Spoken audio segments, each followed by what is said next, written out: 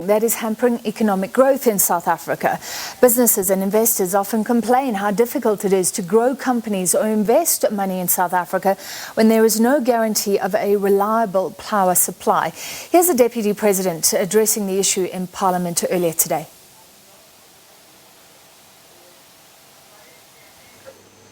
We are conscious of the symbiotic relationship between energy security, sustainable livelihoods and economic growth.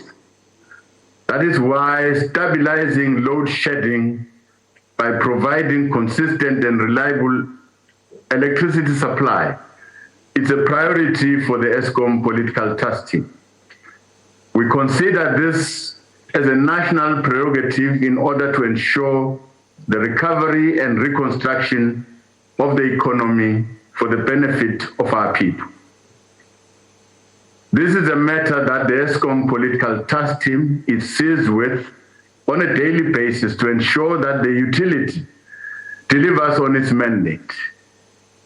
The political task team has adopted interventions to improve revenue collection in municipalities. All right, before we speak to a business involved with entrepreneurs and a small business, here's the president on South Africa breaking a record it really hoped not to. We're talking about the unemployment rate at a new all-time high announced yesterday. Fundamental to our economic recovery and indeed to the transformation of our society is the creation of jobs, especially for young people. The results of the quarterly labor force survey released yesterday for the first quarter of 2021 demonstrate the severe impact that the pandemic has had on employment across the economy. The rising number of unemployed, those who are actively searching for work but cannot find it, represent real people in every part of our country. They include too many of the 18 million young men and women across the country who make up nearly a third of our population. All right, MyGrowthFund is a venture capital firm providing funding to black entrepreneurs involved in exciting startups and established businesses as well. Its success could mean more jobs, but how are the plans going? To discuss, we're joined by the CEO of MyGrowthFund Vusi Thembekwayo, as well as a small business owner. We're joined by Barney Mangwane. Thank you both, gentlemen. Let's start with you, Mr. Thembekwayo. So MyGrowthFund, you are dealing with entrepreneurs, the people who come up with great ideas and start small businesses. Can we start with just your account of the milieu that you're in right now? Are entrepreneurs finding it very difficult? We know that funding is always an issue. You provide that. But we're in a country where there's low growth, low investment, load shedding. Hi, Francis. And as a consequence of load shedding, I'm joining you telephonically because as you speak, yes, I'm being load shedding home right now. I want to say thank you so much for the platform. You're 100% on the money. We've been in this game for just close on a decade now, and I have never seen the fundamentals as bad as I'm seeing them now. It's really poor out there, and it's a consequence of several things. It is a consequence, in part, but not completely, of a lack of funding. South Africa doesn't have a funding problem, Francis. What we have is a lack of imaginative funders. So financiers like to pretend like they're giving out finance in Europe rather than understanding the context of the environments that they're in. And because of that, the entrepreneurs that are looking for the capital can't find the right capital at the right time. Yeah. That's a big part of the problem. And then the second part of the problem is that the truth is just many of the state-owned entities, government agencies, especially the provincial ones, have no sense of urgency whatsoever.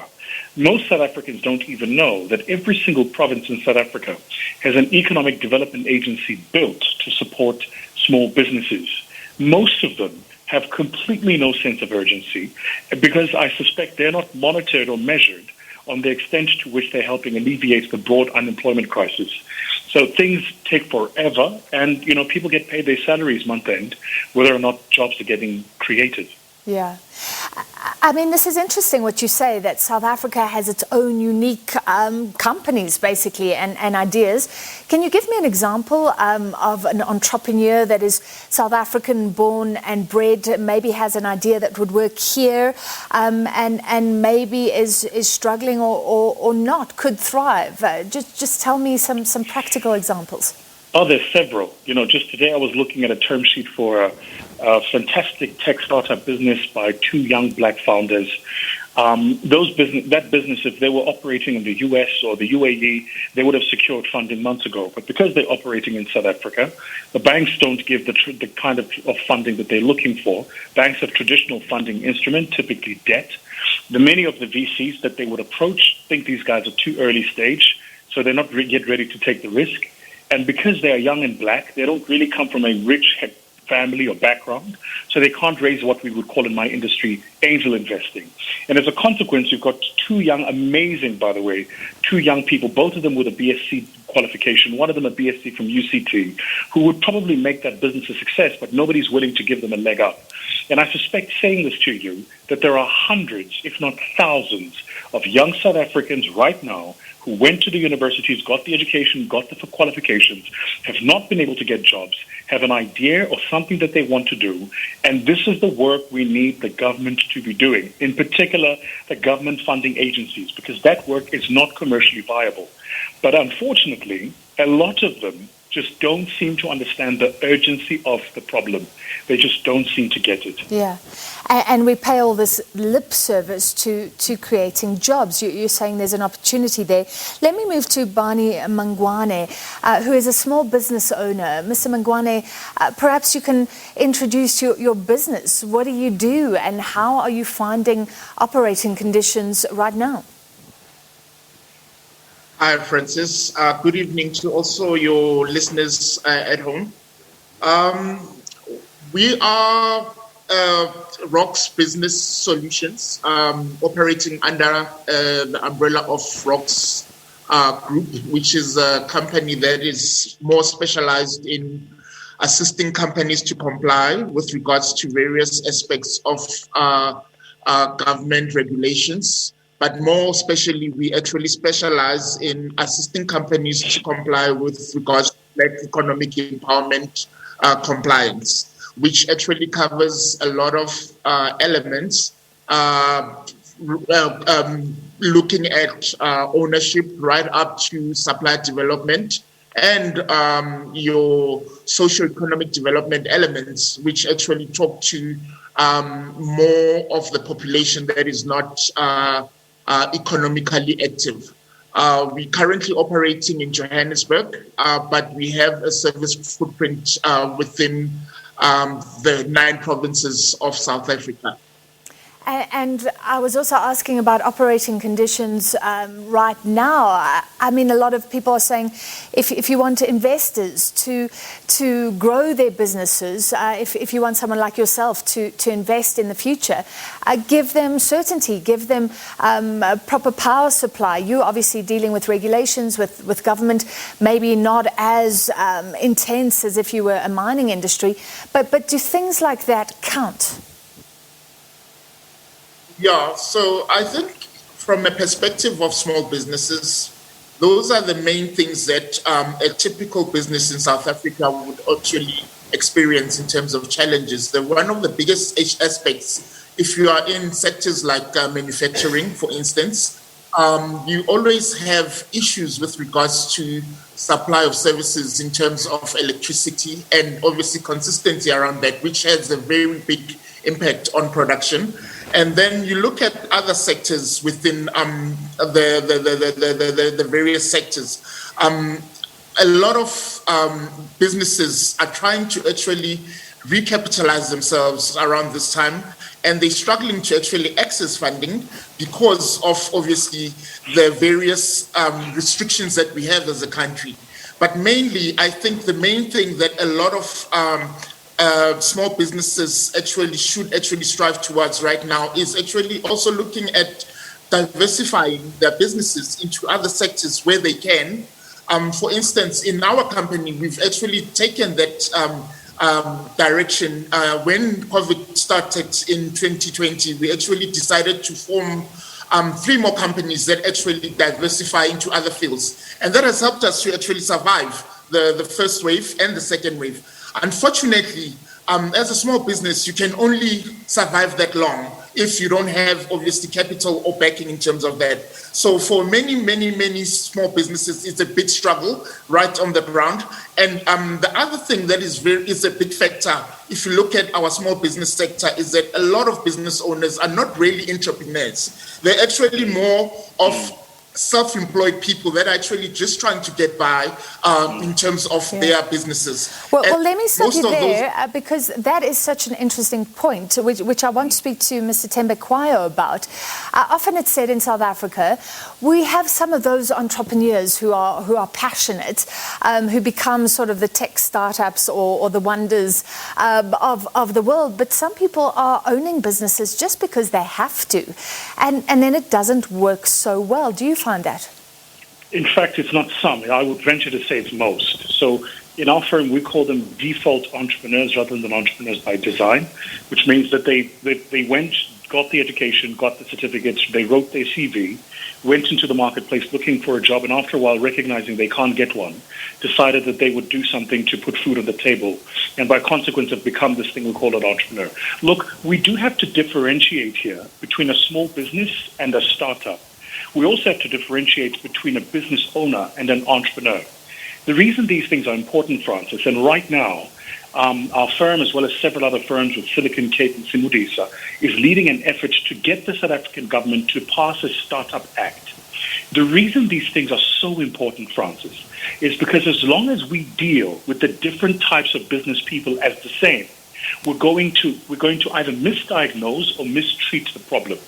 So for the subsistence business, the person who's just looking to put food on the table, they need a completely different set of support mechanisms to the startup who's looking to scale their business and employ 100 people, 1,000 people, 100,000 people, and have access to the rest of the world. But in South Africa, we bunch them all into one thing. And so the guy who has a business that could fundamentally transform his community, his life, his business, his industry, is treated as exactly the same as the guy who's just started, with the greatest of respect, say, a gardening business. And that's a big part of the problem. As long as we misdiagnose, we're going to mistreat the problem. Yeah. Unfortunately, a lot of our legislators just take too long to listen when we're having these discussions. I don't understand why we're moving so slowly. We have the highest unemployment rate we've had in 13 years. The problem is that those who are in charge and have the power just don't seem to have the sense of urgency to do what we need to do to get out of this quagmire. And if we came out of this malaise, you spoke about those developmental agencies not with a sense of urgency. If there was real funding for exciting startups who don't come from rich families, things like that, then is the dream possible? This dream that small businesses can create hundreds of thousands and millions of jobs. Remember, in the National Development Plan, they were seen as the engines of growth. Is that possible, Mr. Thembekwayo? It's partially possible, which is another South African thing we love to do, Francis. We love the idea of the single silver bullet that solves all our problems. Nowhere in the world have small businesses solved an unemployment crisis the likes of which we have today. Nowhere. They're part of the solution, but they are not the full solution. Because here's the question you have to ask. The small business, who is it going to supply? If it's selling products, to whom is it going to sell products if it's not in a thriving economy? So yes, indeed, you need a strong small business sector that's growing and that's thriving, but you also need a strong industrial policy with strong manufacturing, strong mining that's thriving and growing. You need banks that understand what actual development is. And at the heart of it, you need a government that understands that all these things work together. Just a final thought. Our president and some of his ministers publish these master plans, along which they have tethered certain departments and certain economic sectors with an economic recovery master plan. But we don't have a master plan for small business. Yeah. Yet we say we're serious about small business. So either we forgot or we're just not serious. I want to suggest to you that it's the latter. All right, strong words there. Let's end with you, Mr. Mangwane. How many people does your business employ? And let's be clear, so you're not a startup. It sounds like you're established and you're diversifying. You have that opportunity and you're taking it. But how many people are you employing right now? How many people could your company employ if you grew? And what would you want from government to do that?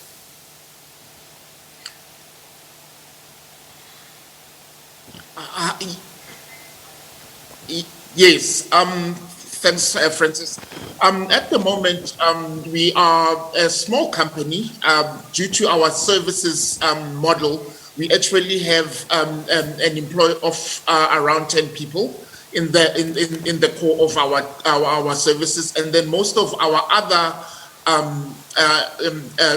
people or resources that we use are outsourced. Why we took that decision is because we cannot simply make full-time commitment to employ people because of the environment that actually exists outside. Most of our clients are multinationals, and whenever they decide to downscale on spending and all of that, we have to obviously affect people directly. So it's difficult for us to make long-term commitments when it comes to employing people.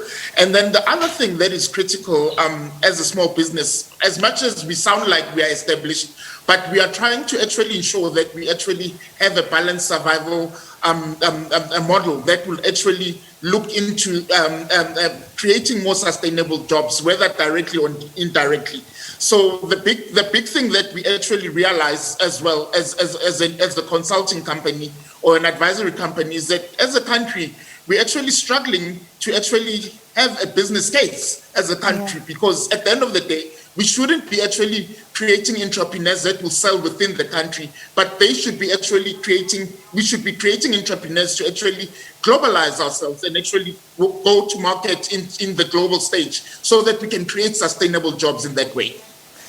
All right, so both of you basically saying a lot more can be done, even though we cry out about joblessness and government talks a lot about what it's going to do. Thank you very much for your time tonight. There was the CEO of MyGrowthFund Vusi Thembekwayo, as well as small business owner Barney Mangwane. Now, over 800 former Tshwane fixed-term